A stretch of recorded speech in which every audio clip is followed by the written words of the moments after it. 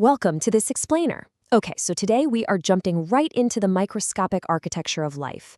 If you've ever looked at a tiny seed and wondered how it grows into a massive tree, or how our own bodies manage to move and heal, the answer lies in one foundational biological concept: tissues. Today we're going to master Class 9 Biology Chapter 6, breaking down exactly how nature organizes cells into these really powerful, specialized teams. Here's our quick roadmap for today. We'll define what tissues actually are, compare the needs of plants and animals, explore meristematic and permanent plant tissues, and then examine complex animal tissues before wrapping it all up with a quick recap. Section 1. What are tissues? Let's get right into the foundation of multicellular life. Think about a single-celled organism. That one lonely cell literally has to do absolutely everything itself to survive. But in multicellular organisms like us or the plants outside your window, we have millions of cells, and they're definitely not all the same. A tissue is basically a specialized team. It's a group of cells that are similar in structure, teaming up to nail one specific, highly specialized job. So why bother forming these groups in the first place? Why not just have a bunch of independent cells doing their own thing? Well, it all comes down to a brilliant concept called the division of labor. Think of it kind of like a bustling city. You really don't want your bakers fighting fires, right? In your body, muscle cells have a specific shape designed strictly for contraction. Liver cells have a totally different shape, designed to detoxify. Blood cells are built to transport. By grouping similar cells into tissues, the whole organism just becomes incredibly efficient. Moving on to Section 2, plants versus animals.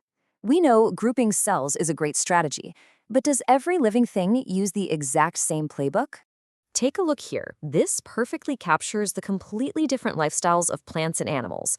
And honestly, it's this lifestyle that dictates their tissue types. Plants are stationary. They don't just get up and walk around looking for food. Because they stand still and take a beating from the wind and rain, their main need is structural strength. So most of their tissues are supportive. And surprisingly, a lot of them are entirely dead. Dead cells actually provide excellent mechanical strength with zero maintenance. Animals, on the other hand, are highly mobile. We hunt, we seek shelter, we burn a lot of energy. This means most of our tissues must be living. Plus, our growth is uniform across the body, while plants only grow in very specific, localized regions. All right, Section 3, plant tissues, specifically meristemic. Let's look at the tissues that actually drive plant growth. So plant tissues are broadly split into meristematic and permanent. Meristematic tissues, these are the real growth engines. Look at the features here. These cells are incredibly active, just constantly dividing to create new cells. Because they're working so hard at dividing, they've got dense cytoplasm, thin cellulose walls, and a really prominent nucleus. But look at that last point. They lack vacuoles. Why? Well, normally, large plant vacuoles store food and sap. But these meristematic cells, they are way too busy dividing to even worry about storing food.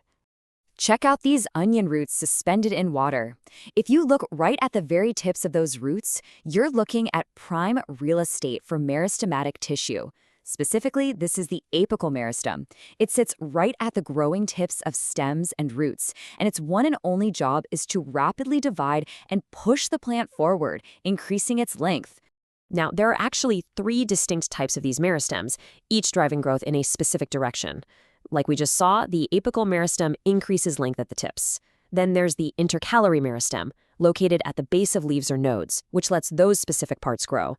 And finally, the lateral meristem, also called cambium, found along the sides of stems and roots. When a tiny sapling grows into a massive oak tree, it's that lateral meristem actively dividing to increase the trunk's girth or its width. Section 4, permanent tissue. So what happens when those busy meristematic cells finally mature and stop dividing?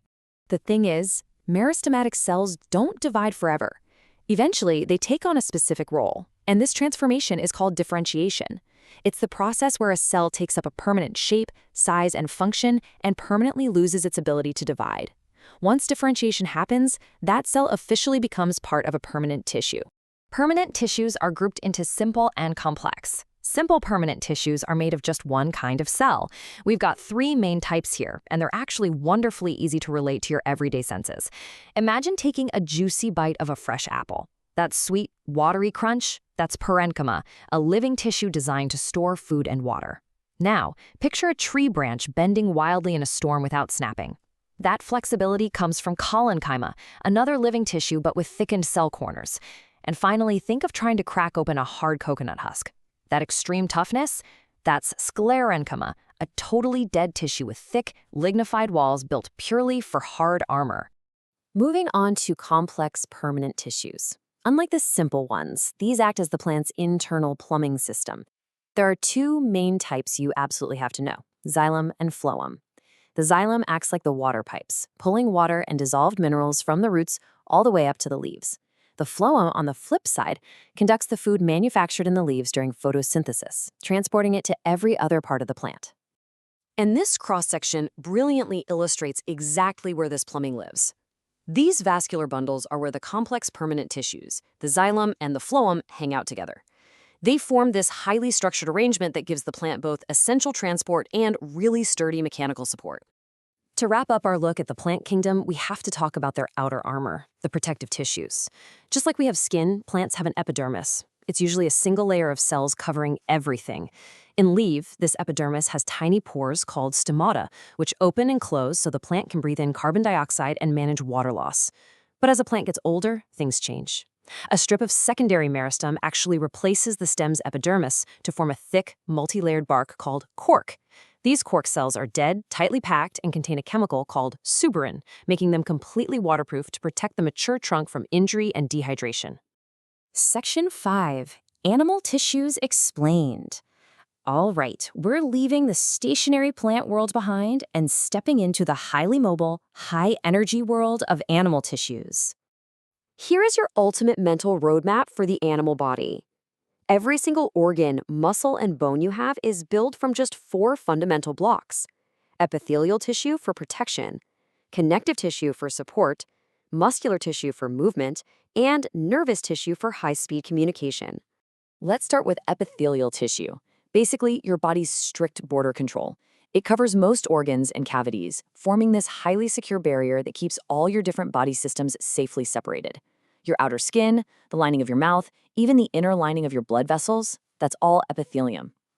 These cells are packed super tightly into continuous sheets with almost zero spaces between them.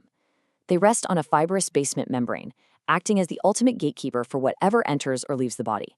Next up is connective tissue. Now, it makes total sense that rigid bones are connective tissue, right? But did you know that the liquid blood flowing through your veins is also a connective tissue? It absolutely is. Blood has a fluid matrix called plasma, where red blood cells, white blood cells, and platelets are suspended. It just constantly flows, connecting different parts of your body by transporting oxygen, hormones, and nutrients wherever they need to go. Our last 2 animal tissues are all about action and reaction.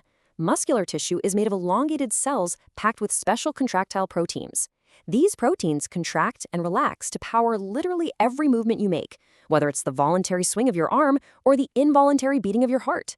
By contrast, nervous tissue is your body's high-speed communication wiring.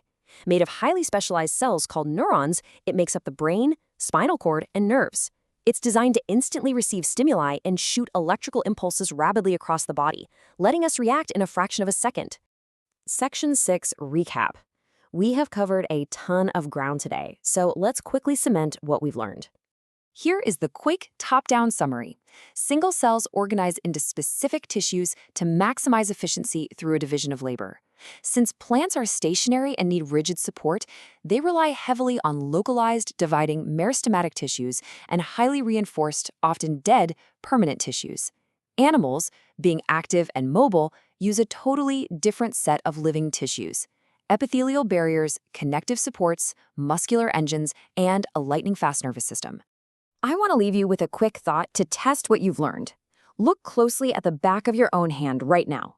You are looking directly at a continuous, tightly packed sheet of cells resting on a basement membrane. So ask yourself, what specific protective tissue is acting as your vital barrier to the outside world right now? If you answered stratified squamous epithelial tissue, you have absolutely nailed this explainer. Keep observing the wonderful biology all around you. Thanks so much for hanging out and learning with us today, and I'll catch you next time.